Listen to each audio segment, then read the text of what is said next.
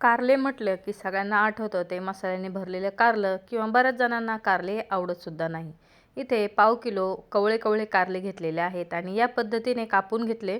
त्यातील कडक कडक बिया सगळ्या काढून टाकायच्या. नंतर हे कारलं पाण्यामध्ये टाकून त्यात मीठ टाकलं आणि 5 मिनटं पाण्यामध्ये कारल्यांना राहू दिलं, म्हणजे कडूपणा कमी होईल.